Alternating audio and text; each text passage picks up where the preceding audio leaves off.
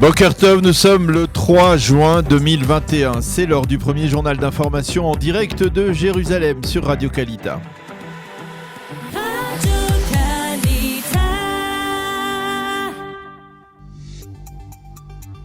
Daniel, bonjour. Nous commençons ce journal par la formation de la nouvelle coalition hier soir à la 90e minute. Oui, Boker Tov Ilana, et ce n'est que vers 23h20, c'est-à-dire 40 minutes avant la fin de son mandat, que Yair Lapid a annoncé au président de l'État, Reuven Rivlin, qu'il était parvenu à former une coalition gouvernementale. L'annonce s'est faite dans un minimum de solennité, puisque Yair Lapid, qui était au Kfar HaMaccabia, près de Ramat Gan, a téléphoné au président alors que ce dernier se trouvait dans le stade de Bloomfield à Tel Aviv, peu après qu'il ait remis au Maccabi Tel Aviv la Coupe d'Israël de football. Lapid, lui, était aux côtés de son alter ego, désormais Naftali Bennett, et il a promis au président Rivlin que son nouveau gouvernement fera tout pour rassembler les différentes composantes de la société israélienne. Le leader de Yesh Atid a fait parvenir au président Rivlin un document sur lequel tous les chefs des formations composant la future coalition ont apposé leur signature. Ce gouvernement sera conduit jusqu'en août 2023 par Naftali Bennett et ensuite pendant 2 ans, c'est Lapid qui deviendra Premier ministre.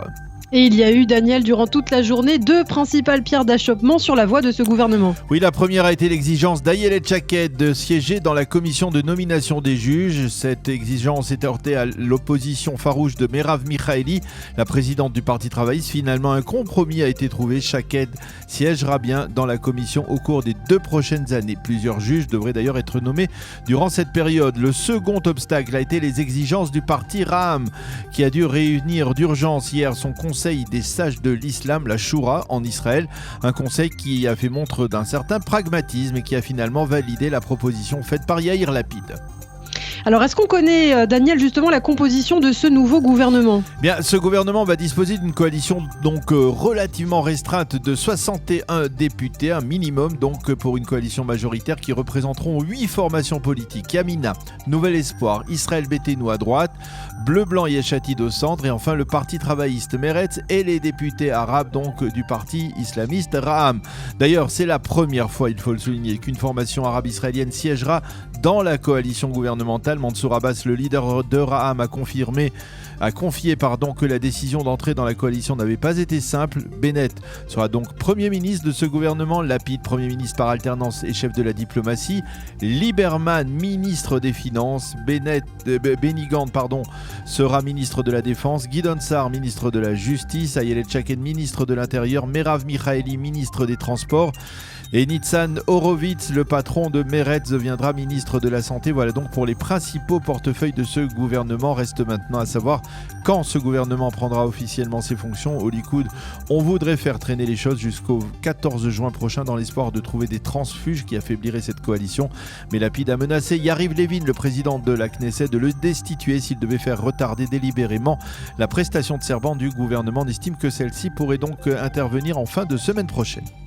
Et justement, à ce propos, un député de Yamina pourrait bien entraver la formation du gouvernement. Oui, il s'agit de Nir Orbar, qui fut très proche de Naftali Bennett, mais qui aujourd'hui apparemment refuse de le suivre. Hier, Nir Orbar a fait savoir qu'il avait l'intention de voter contre la formation de ce gouvernement, mais qu'il ne démissionnerait pas.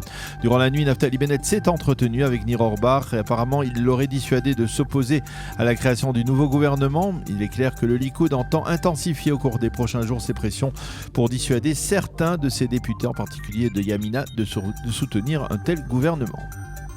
Et puis dans cette actualité, il ne faut pas oublier non plus l'élection hier à midi du 11e président de l'État d'Israël. Oui, Lana, c'est sans surprise que c'est Yitzhak Herzog qui l'a emporté avec une majorité écrasante de plus des 2/3 de la Knesset. 87 députés ont voté en sa faveur contre 26 qui ont soutenu Myriam Peretz, qui a immédiatement félicité Herzog pour sa victoire. Votre succès sera notre succès, a déclaré Myriam Peretz.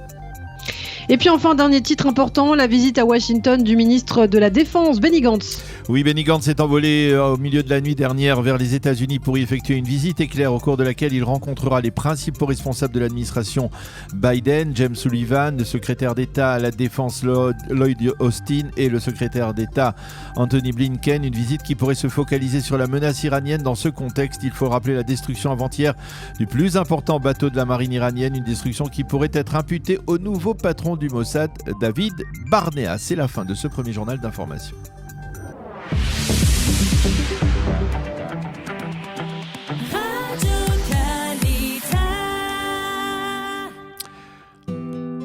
Une page météo, temps toujours plus frais que la moyenne saisonnière aujourd'hui en Israël. Les températures 25 degrés à Jérusalem, 26 à Tel Aviv et 35 degrés à Eilat.